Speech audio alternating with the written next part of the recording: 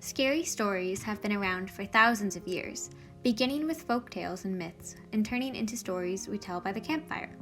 However, through the telling of these stories, a new genre has emerged: horror. Today, there are many authors that work within the horror genre, including two notable authors named Richard Matheson and Stephen King. We're going to focus on only two short stories: The Night Shift by Stephen King and Long Distance Call by Richard Matheson. In King's The Night Shift, the main character with the last name Hall works at a mill and is chosen along with a bunch of others to work over the weekend to clean out the mill.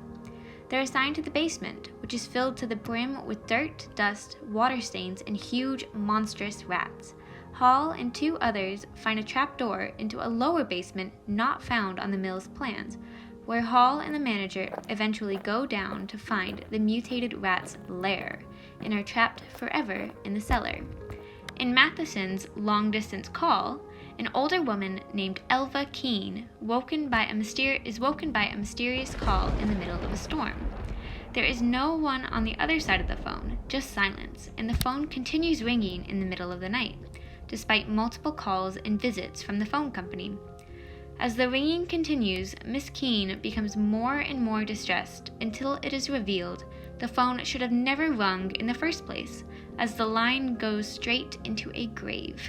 Richard Matheson has made a name for himself within the horror genre, publishing multiple stories and scripts that have become bestsellers in movies.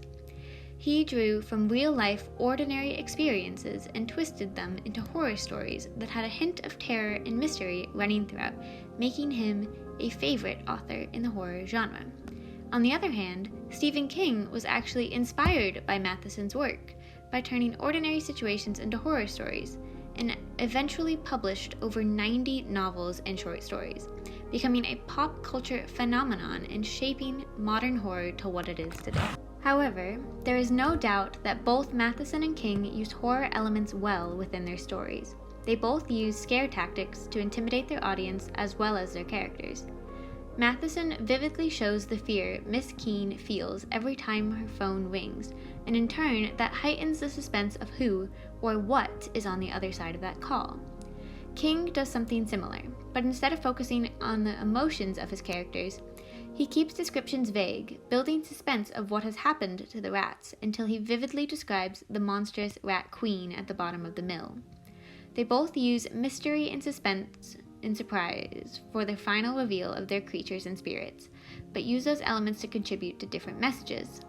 Matheson plays more into the human curiosity and shows how that can sometimes get people into trouble, where King criticizes the endangerment of low-wage workers by critiquing the manager/owner of the mill named Warwick, who endangers his workers and is later eaten by rats, as the whole situation could have been avoided if the health and safety of the workers were prioritized in the first place.